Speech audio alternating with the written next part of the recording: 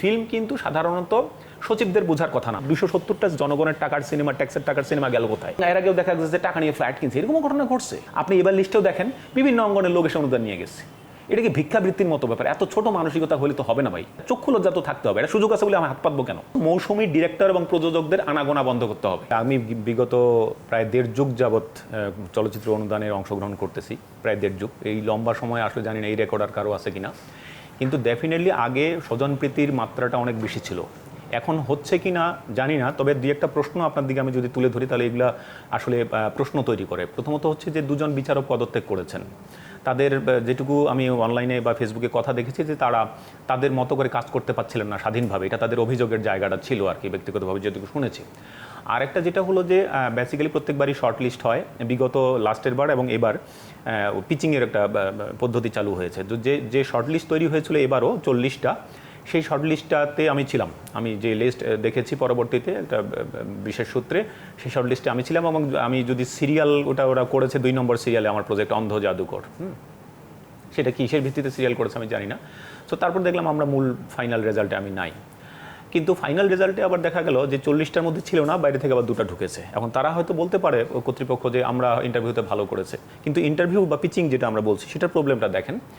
আমরা কথা বলার সুযোগ পেয়েছি 2 মিনিট বা 2.5 মিনিট, মানে একটা ইন্ট্রোডাকশন দিতেই কিন্তু 2-2.5 মিনিট চলে যায়। সো আমি একটা ফুল লেন্থ সিনেমার প্রজেক্ট পিচ করতেছি, এটার কাস্টিং, এটা প্রেক্ষাপট, বাজেট কীভাবে হবে না হবে, ইটস এভরিথিং। মিনিমাম এটার জন্য কথা বলার সময় রাখা উচিত 20 থেকে 30 মিনিট, তাইলে পুরো জিনিসটা তুলে ধরা যায়। 2 মিনিট 3 মিনিট যখন সময় হাতে 95 জন লোকের ইন্টারভিউ একদিনই হচ্ছে, তখন আমার উদ্দেশ্যটা কি থাকে? দ্রুত ইনফরমেশনগুলো পাস করা। এবং ইনফরমেশনগুলো যখন পাস করতে যাচ্ছি তখন জিনিসটা কমিউনিকেট করতেছে না, মানে আমি প্রপার জিনিসটাকে তুলে ধরতে পারছি না। সো এটা একটা বেসিক ক্রাইসিস। সো আমার প্রশ্ন হচ্ছে, এটা নিশ্চয়ই কর্তৃপক্ষ বা যারা বিচারক আছেন এটা ক্লিয়ার করবেন যে তারা 40টা শর্টলিস্ট থেকে কেন একদিনের ডিসিশনে 95 জনকে ডাকার সিদ্ধান্তে গেলেন। এটা একটা খুব মেজর এবং ভাইটাল কোশ্চেন। এটা খুবই চোখে লাগার মতো একটা বিষয়। এক, দ্বিতীয়ত কথা হচ্ছে, বিভিন্ন কমিটিতে থেকে যারা অনুদান পেয়েছে, আমাদের কলিগরাই পেয়েছে এবং তারা যথেষ্ট যোগ্য লোক, সেটা নিয়েও আমার কোনো সন্দেহ নেই। কিন্তু আমার প্রশ্নটা হচ্ছে যে যখন কেউ কমিটিতে থাকতেছে অন্য কমিটিতে এবং সে যখন অনুদান পাচ্ছে, তখন এটা প্রশ্ন স্বাভাবিকভাবেই তৈরি করে। সো আমার যেটা মনে হয় যে এই ধরনের প্রতিযোগিতায় যারা অংশগ্রহণ করতে চায় অ্যাটলিস্ট ভবিষ্যতে, তারা যেন কোনো কমিটিতে থাকলেও তারা যেন পদত্যাগ করে আগের থেকে যে ভাই আমি এটাতে অংশগ্রহণ করবো, আমি এরকম সরকারের সিনেমা ওরিয়েন্টেড কোনো প্রোগ্রাম মানে কমিটিতে থাকতে চাই না, কারণ আমি নিজেই কম্পিটিশন করব। এটা ইথিক্যালি বা মোরালি তাদের এটা করা উচিত, সেই জায়গাগুলি আর কি। আর যেটা হচ্ছে যে বিভিন্ন এরকমও লিস্ট দেখলাম যে সাধারণ শাখা থাকে, শিশুতোষ শাখা থাকে, আবার স্পেশাল রাজনৈতিক শাখা থাকে। দেখা যাচ্ছে একজন জমা দিয়েছে সাধারণ শাখায়, কিন্তু তারটা পুরস্কার পেয়েছে হয়তো স্পেশাল শাখায়, বা একজন স্পেশাল শাখায় দিয়েছে, তারটা স্পেশাল শাখায় একটা পেয়ে গেছে, কোঠা তো আর নাই, তাকে সাধারণ শাখায় ঢুকাই দিছে।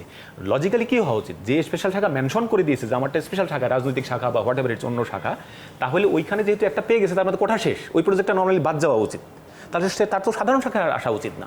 সো এগুলি কিন্তু প্রশ্ন তৈরি করে, এগুলি অবশ্যই প্রশ্ন তৈরি করে। আরেকটা জিনিসও বলবো যে ফিল্ম কিন্তু সাধারণত সচিবদের বোঝার কথা না। আমি আবার বলছি, সচিবদের আমি ছোট বা অসম্মান করে কোনো কথা বলছি না। আমি বললাম যে ফিল্ম সাধারণত ওদের তো সাবজেক্ট না, ওরা মন্ত্রণালয়ের পদাধিকার বলে বা কমিটি থাকার বলে তারা থাকেন। প্রশ্ন হচ্ছে যে একটা কমিটিতে যখন আধিক্য থাকে সচিবদের সাধারণ ফিল্ম বোঝা লোকদের থেকে, তখন বিষয়টার জাস্টিফিকেশনের তো তখন প্রশ্ন তৈরি হওয়াটা খুব স্বাভাবিক হয়ে দাঁড়ায় আর কি। আমি যেটা বলবো যে একটা কমিটিতে ফিল্ম ডিরেক্টর, ফিল্ম ক্রিটিক, চিত্রনাট্য বোঝে, অভিনয় শিল্পী, ছেলে মেয়ে, তারপর সিনেমাটোগ্রাফার, এই ধরনের লোকগুলোর আধিক্য থাকা উচিত। আর ওনারা শুধু দাপ্তরিক কাজ পালন করবে, সচিবদের এই জায়গাটা থাকা উচিত। কারণ আপনি স্বাভাবিকভাবে দেখেন, আমি যে জিনিসটা বুঝি না বুঝে যদি ওটা জাজ করতে যাই, আমি তো ভুল জাজমেন্টটা করতে পারবো না। আমি অসম্মান করতেছি না ওদেরকে, আমি যে জিনিসটা নিজে বুঝি না, কারণ ফিল্ম তো ওনাদের সাবজেক্ট না। তাহলে যে জিনিসটা আপনার সাবজেক্ট না, সেটা আপনি কীভাবে মূল্যায়ন করতে পারেন বলেন? হ্যাঁ, আপনি পদাধিকার বলে আপনি সাংগঠনিক মানে আপনার দাপ্তরিক কিছু জায়গায় আপনি দেখতে পারেন একটা প্রজেক্টের, কিন্তু নাম্বারিং যখন করতে যাচ্ছেন তখন তো এটা বিড়ম্বনার ব্যাপার না। ফিল্ম ওনার সাবজেক্ট ওনারা বোঝে না বা ওনার এটা বোঝার কথাও না। তাহলে কি, তাহলে প্রপার লোকজনকে কমিটি অ্যালাইন করা উচিত, মানে যারা এটা বোঝে এবং ঠিকঠাক মার্কিংটা করতে পারবে। এবং আরেকটা প্রশ্ন থেকে যায়, প্রথম ধাপের বিচারক 2-1 জনের কথা দেখেছি বা স্ট্যাটাসে বা কথা বলে দেখেছি, তারা প্রত্যেকে আলাদা করে নাম্বার দিয়েছে এবং সেকেন্ড সেশনে যে তাদের প্রজেক্টগুলি যাচ্ছে, তারা কিন্তু অ্যাকচুয়ালি জানে না যে কোন প্রজেক্টগুলি যাচ্ছে, কারণ তার নাম্বারটা সে জানে, কিন্তু একজন ভিতরের মন্ত্রণালয়ের লোক কত নাম্বার তারা জানে না। হওয়া উচিত কি যে প্রত্যেকের নাম্বার আমরা দিয়েছি, এরপর মিটিং হবে যে নাম্বারগুলো এক করি এবং তারপরে ডিবেটের সুযোগ থাকে, ইন্টারন্যাশনাল ফান্ডিং বা ইয়াগুলো যেভাবে হয় যে আমি দিয়েছি কোনো একটা প্রজেক্ট 5, আপনি অযথা ধরেন 10 দিয়ে দিয়েছেন, তাহলে আপনি 10টা কেন দিলেন এরকম একটা বাজে প্রজেক্টে? এটা নিয়ে তো ডিবেট হইতে হবে, নাহলে তো যেটা ক্লিয়ার হবে না। আপনার মন চাইলেও আপনি 10 দিয়ে দিলেন, একজন মন চাইলেও 3 দিয়ে দিল, এটা তো হইতে পারে না। সো এই প্রক্রিয়ার মধ্য দিয়ে হয় নাই। সো ওই জায়গাগুলো স্বচ্ছ করতে হবে যে না, কার কার মার্কিংগুলো এক করে কেন এটা বেশি হচ্ছে ওটা নিয়ে ডিবেট করে তারপর যৌথ সম্মতির ভিত্তিতে সেকেন্ড ধাপে যাবে। এটা প্রথম ধাপে হয় না, সেকেন্ড ধাপে অনেকে জিনিসটা ব্ল্যাকের মধ্যে আছে জানে না। সো এই জিনিসটা ট্রান্সপারেন্ট হইতে হবে, সোজা কথা।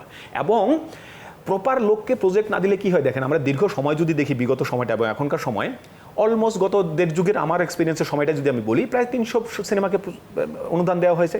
তো আমি তো পিছনে তাকাইলে তো 30টার বেশি সিনেমার নাম মনে করতে পারি না। তাহলে বাকি 270টা জনগণের টাকার সিনেমা, ট্যাক্সের টাকার সিনেমা গেল কোথায়? তার মানে জিনিসগুলো সঠিক লোককে দেওয়া হয় নাই। সঠিক লোকে না দিলেই ক্ষতিটা হয়। দিলে কি হয়, এই যে যদি আপনি একটা প্রপার লোককে প্রজেক্টটা দেন, সে হচ্ছে যে সিনেমাটা করবে। সিনেমাটা করলে সুবিধা হচ্ছে কি, সে একটা সিনেমা করতেছে শুধু সেটা না, তার সাথে আর 100টা লোক কাজ পাচ্ছে, কিন্তু কর্মসংস্থানের ব্যবস্থা হচ্ছে। একটা সিনেমাটোগ্রাফার, একটা প্রোডাকশন বয়, একটা সিনেমা হল মালিক, একটা টিকিট চেকার যা চেক করছে। সো এই পুরো সার্কেলটা কিন্তু কর্মসংস্থানের ব্যবস্থা হচ্ছে। সো আপনি যদি একটা ভুল লোককে দেন এবং এর আগেও দেখা যাচ্ছে যে টাকা নিয়ে ফ্ল্যাট কিনছে, এরকম ঘটনা ঘটছে। ডেফিনেটলি এবার আগের তুলনায় ভালো বলতেছি। তো এই যে জাজমেন্টগুলি, এবং বছরে আমাদের হল মালিকরা বলতেছে যে আমাদের 6টা ভালো ছবি হলে হয়, সেখানে কিন্তু দেখেন আগে দিত 20টা, এখান দিচ্ছে 12টা। তার মানে 12টা যদি প্রপার প্রজেক্ট হয়, এই সরকারি টাকা দিয়ে আমাদের সিনেমা হলগুলোকে বাঁচা রাখা সম্ভব যদি প্রপার প্রজেক্টকে দেওয়া হয়। আরেকটা হচ্ছে যোগ্যতা, শুধু যোগ্য আপনি ভালো প্রজেক্ট, একটা আপনি ডিরেক্টর, একটা ভালো রাইটারের গল্প আপনি চুজ করতে পারেন, একটা ভালো স্ক্রিপ্ট রাইটারকে আপনি টাকা দিয়ে স্ক্রিপ্ট লেখা নিতে পারেন, কিন্তু আপনার প্রোফাইলে কি আছে, সিনেমা নিয়ে আপনার কন্ট্রিবিউশনটা কি, আপনার প্রিপারেশন কি, আপনি কয়টা কাজ করছেন, এগুলো দেখতে হবে না? আপনি এবার লিস্টেও দেখেন বিভিন্ন অঙ্গনের লোক এসে অনুদান নিয়ে গেছে। এটা কি ভিক্ষাবৃত্তির মতো ব্যাপার? এত ছোট মানসিকতা হলে তো হবে না ভাই। মানে একটা সুযোগ আছে, ভাই আমাকে কিছু দেন, ব্যাপারটা তো এরকম হলে হবে না। আপনার কি প্রোফাইলটা কি? বিভিন্ন অঙ্গনের লোকরা এসে, শিল্পীরা এসে নিয়ে যাবে কেন? এটা চক্ষু লজ্জা তো থাকতে হবে। এটা সুযোগ আছে বলে আমি হাত পাতবো কেন? ওটা তো আমার অঙ্গন না, আমি এখানে আছে বলে সুযোগ নিয়ে যাবো। সো এই সমস্ত মৌসুমী ডিরেক্টর এবং প্রযোজকদের আনাগোনা বন্ধ করতে হবে, যারা এসে মানে ও এই সুযোগটা না পেলে জীবনে সিনেমাই বানাইতো না। তো যেই লোকটা ফাইট করতেছে যে আমাদের তো জীবন লাইফ ইনভেস্ট আছে এটার পিছনে, আমরা তো লাইফ ইনভেস্ট করে বসে আছি ভাই, আমি তো এটা খামখেয়ালি করতে আসিনি, আমি এবং আমার মতো অনেকে। সো তাদেরকে আপনাকে জাজমেন্টে আগায় রাখতে হবে আপনাকে। সো এইটা হচ্ছে বিষয়, আমি এভাবেই দেখি বিষয়টাকে।